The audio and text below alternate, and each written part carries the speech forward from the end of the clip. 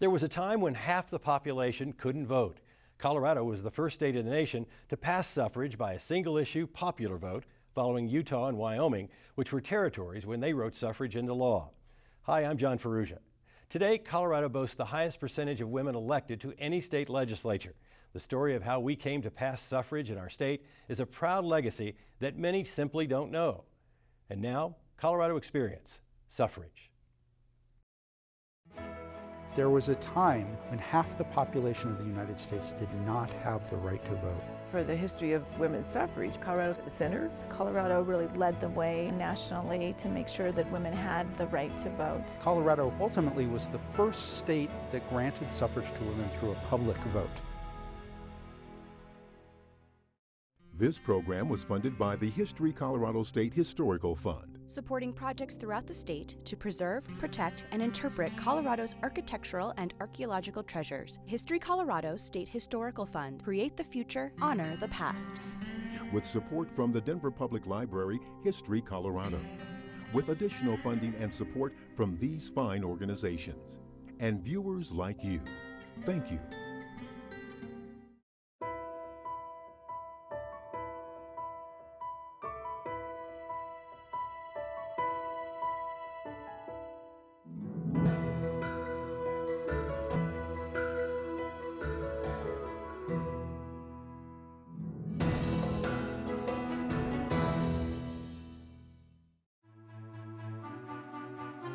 Colorado is a state of early adopters. We are willing to take some risks in our political sphere in order to try new things. And they don't always work, but they very often do. Women's suffrage was, of course, one of our greatest successes. But everything up to legalization of marijuana shows that we're willing to experiment. Although the Wyoming and Utah territories allowed women the right to vote first, Colorado became the first state to grant women equality with a single-issue vote. This proud legacy continues today, as Colorado currently has the highest percentage of women in any state legislature. The history of women in the West goes back a very far way. There were plenty of women here before the white settlers arrived. Indian women who were crucial figures in the fur trade. In many cases, the diplomacy between the European fur traders hinged on the relationships of Indian women to their families and relatives and their marriage with the fur trappers. You had people settling here from Germany, Italy, Mexico, people coming to this area for a new opportunity. It doesn't work to say women are too frail to do anything that involves serious effort and labor. There's too much to do. Herding cattle, They branded the cows, building log cabins, fences, killing rattlesnakes, teach the children. putting up and taking down laundry on a windy prairie day. They grew the crops. They had to do everything that women were expected to do, and many of the men's jobs at the same time. The pioneering spirit of the women who came forward to get us suffrage in this state continues generations after that. Suffrage is originally a Latin word that means to vote or to support. It was people who were in favor of women having the right to vote. Opponents of suffrage diminished those advocates by calling them suffragettes, which kind of made them sound like they were minor and not really capable of making decisions.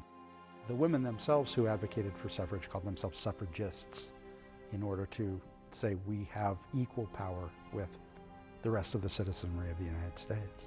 The suffrage movement actually started, you might say, at the very beginning of the American Revolution. As early as 1848, a group of feminists, both men and women, met in a convention in Seneca Falls, New York, to write up what they called a Declaration of Sentiments.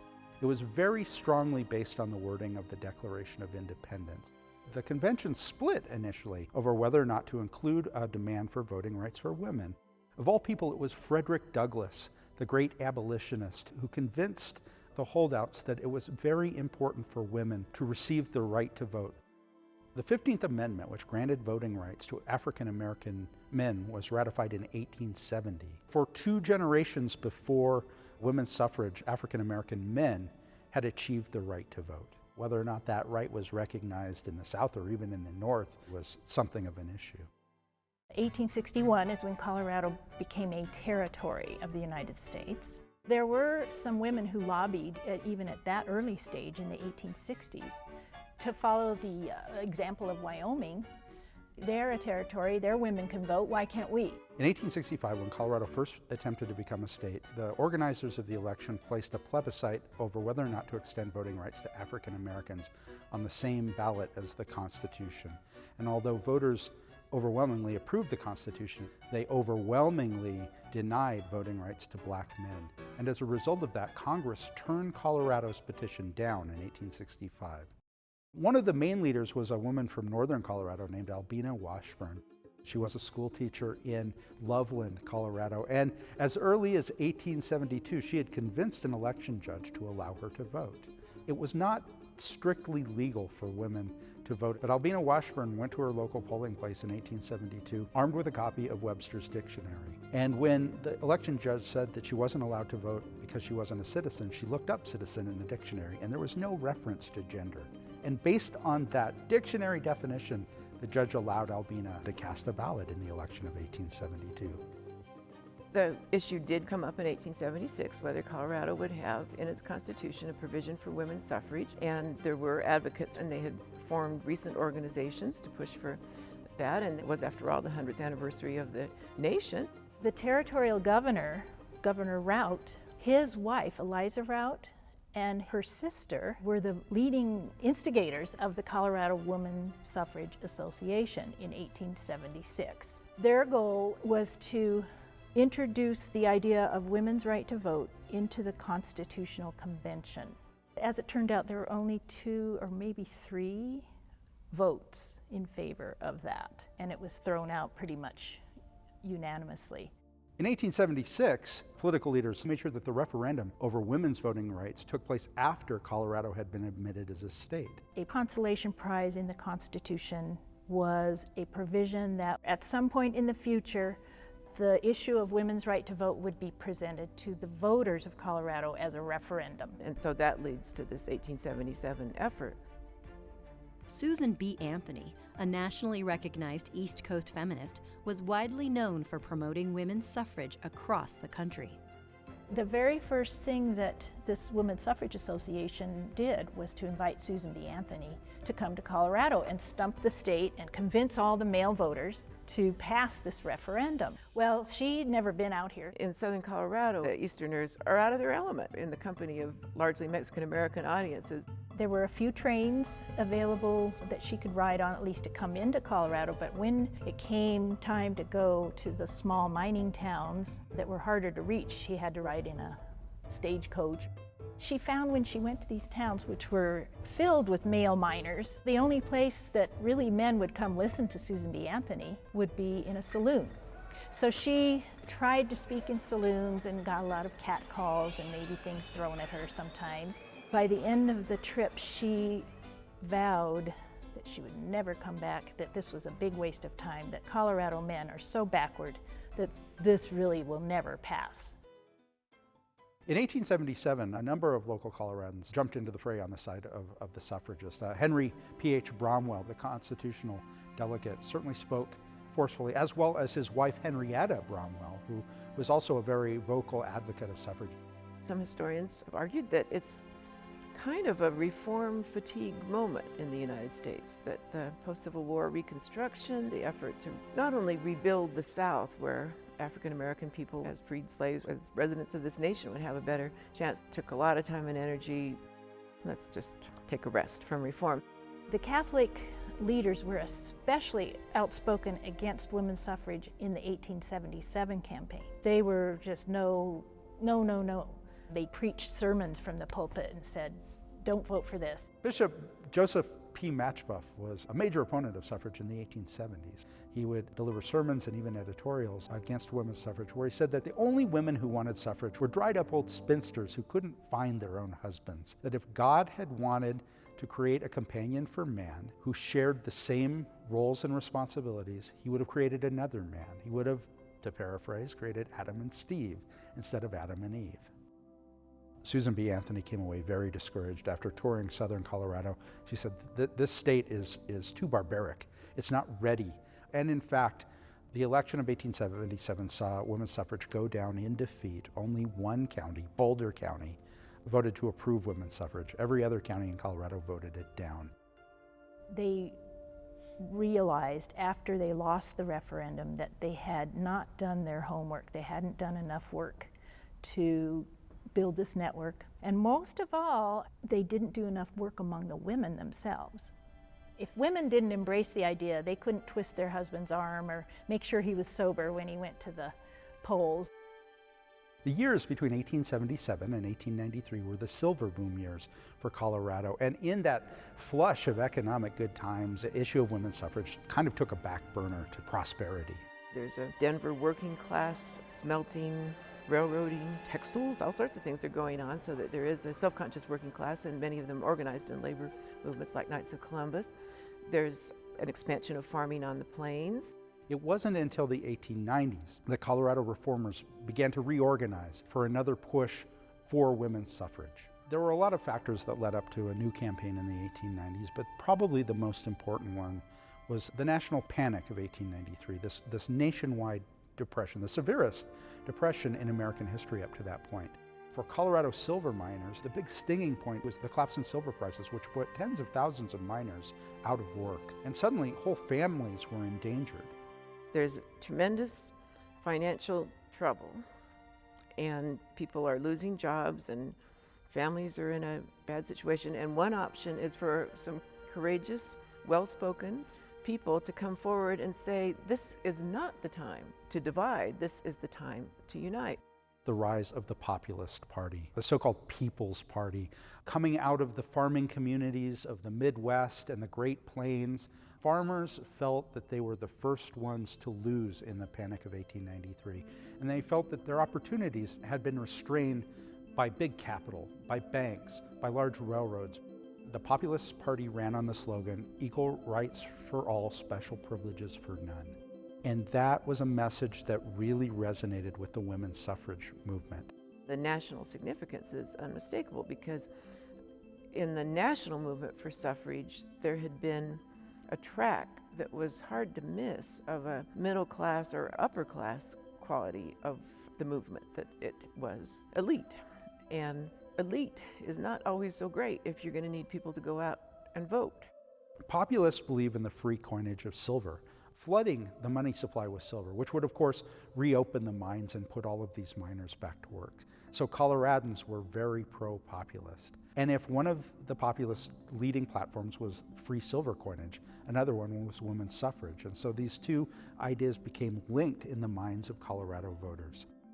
When you're really in those pioneering firsts, there's a different kind of courage it takes to go forward, to really buck all the social norms, and to not have a playbook and be willing to write it as you go.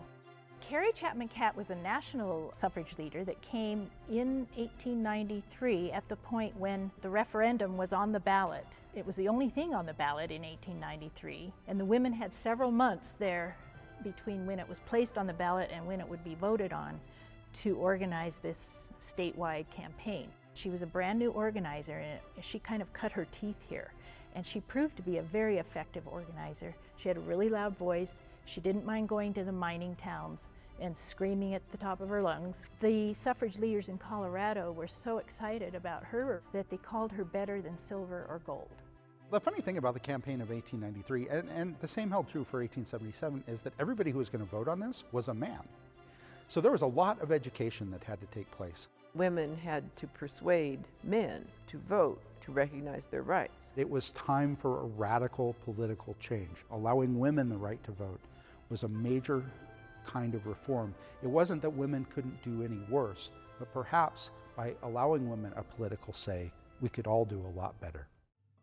Female journalists took a big leading role in the education of male voters. Women like Ellis Meredith and Carolyn Churchill, people who made their living as writers. They had a captive audience of male newspaper readers, and so they became the leading persuaders, the educators who put the issues before men and convinced them that voting for women's suffrage did not take anything away from men. It didn't dilute their vote. Ellis Meredith, who was an editor at the Rocky Mountain News, had her own column called The Woman's World. You would have the latest fashion news or the latest decorating tips, but also she was very savvy and included a lot of articles about women and politics. She would do historical pieces like Queen Elizabeth or Queen Victoria or Cleopatra, and she'd write this long story about how a woman ran this empire. And then at the end, now isn't it interesting that here in the United States, women can't even vote? I have come to call her the Susan B. Anthony of Colorado. She's the one that really put together the organizational strategy, the networking, outreach plan. The men in the profession of journalism knew her and knew enough not to dismiss her, and in fact to give her outlets and opportunities. Susan B. Anthony, on the other hand, really was not enthused about this new suffrage campaign in 1893. There were letters written back and forth between Ellis Meredith in which Susan B. Anthony said, "My dear, I think that the timing isn't quite right for you.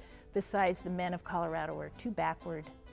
And Ellis Meredith would write letters back saying, "No, it's the perfect time because there's an economic depression, people are disgruntled, they are the most outspoken advocates for women's right to vote. The cry is going out, let the women vote. They can't do any worse than the men have."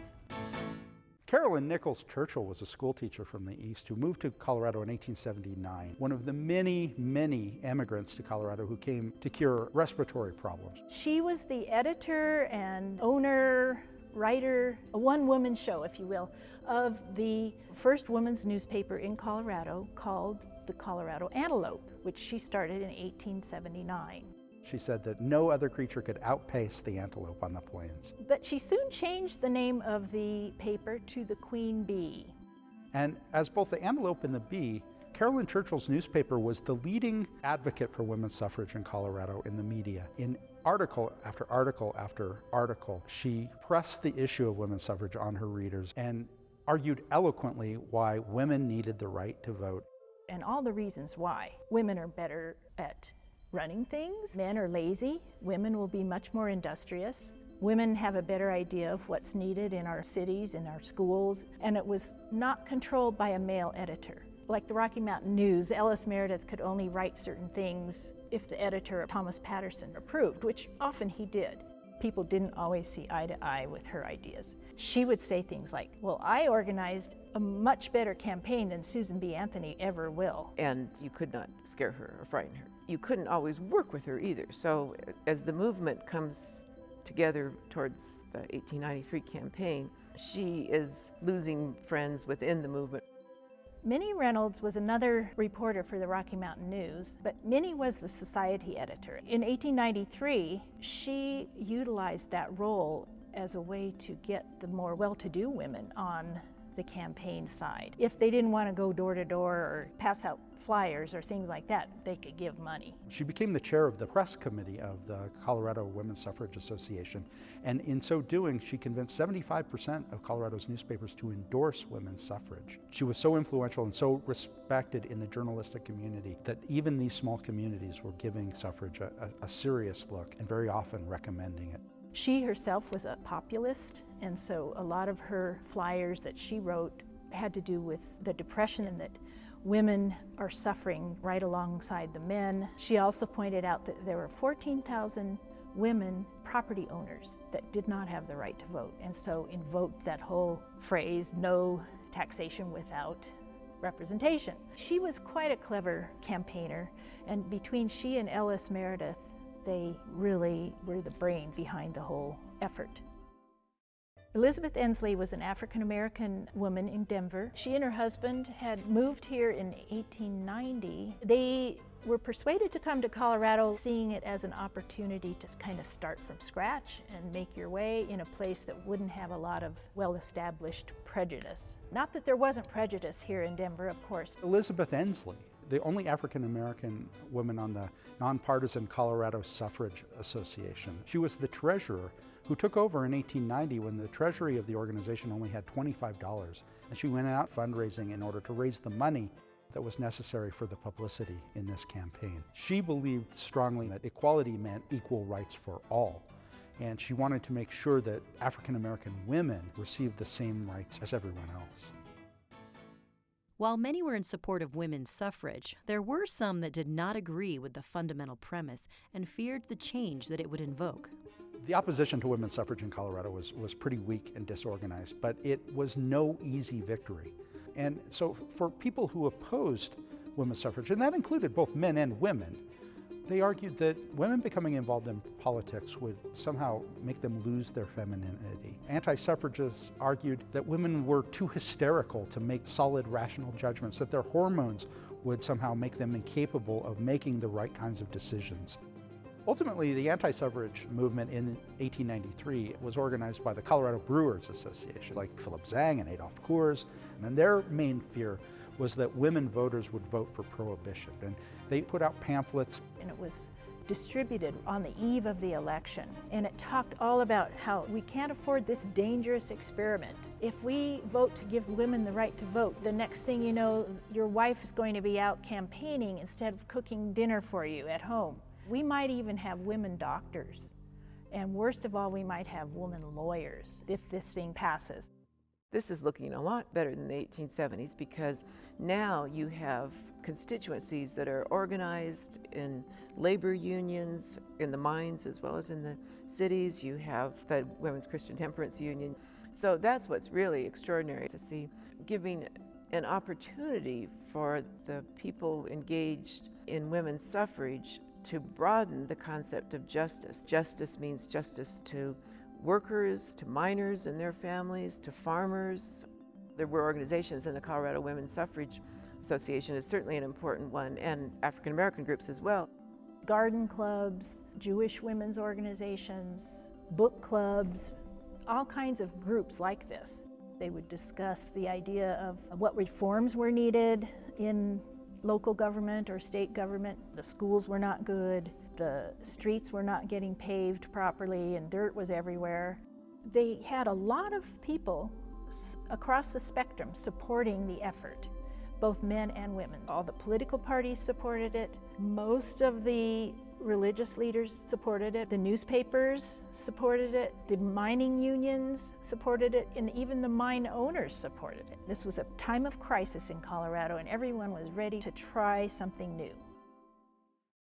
By the eve of November 6th, 1893, the night before the election, the suffrage leaders were quite optimistic.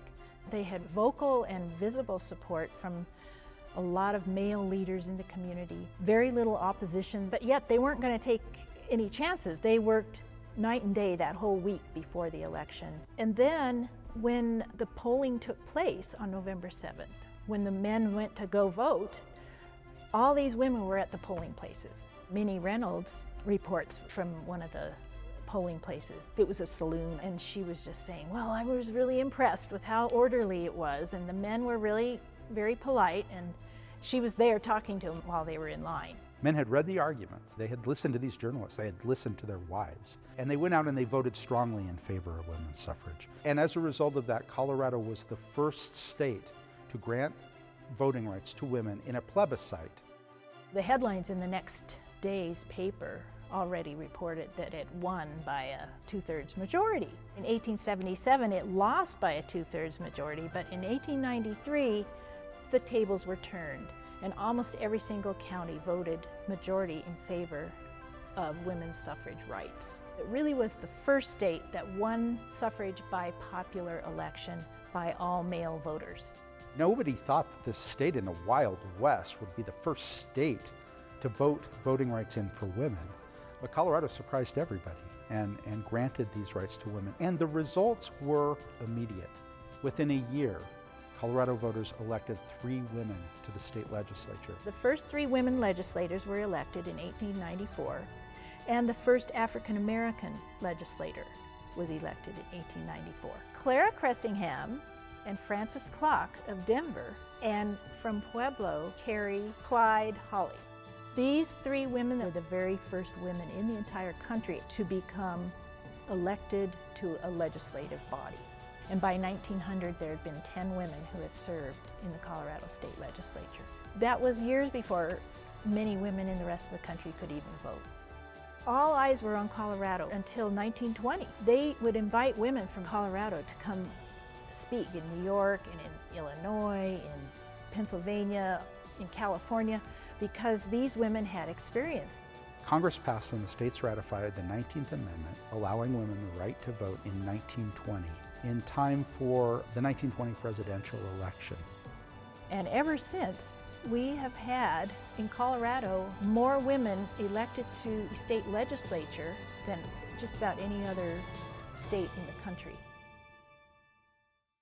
42% of our legislators are women in Colorado. That's more than double the national average. And as a result of that, we have one of the most diverse sets of perspectives in our state lawmaking body of any state in the union. We have diversity in terms of gender diversity, diversity in terms of racial diversity. We have a very strong group of individuals that are part of the GLBT caucus, the Black caucus, the Latino caucus. There's more and more women running for office, more and more women interested in governor, attorney general. Denver has never had a woman mayor, and the U.S. Congress as a whole is only 18% women at this point in time. So we are woefully behind on getting representation from women in office at the federal level. We are absolutely leading the nation, and we should feel very good about that, but we also have an understanding that there is a lot more to do. There's so many glass ceilings that have not yet been broken. We have a lot more to do to make sure that there is equity in the highest positions of power in the United States. Going into politics isn't a safe business. The legacy of women's suffrage infuses everything that we're doing today.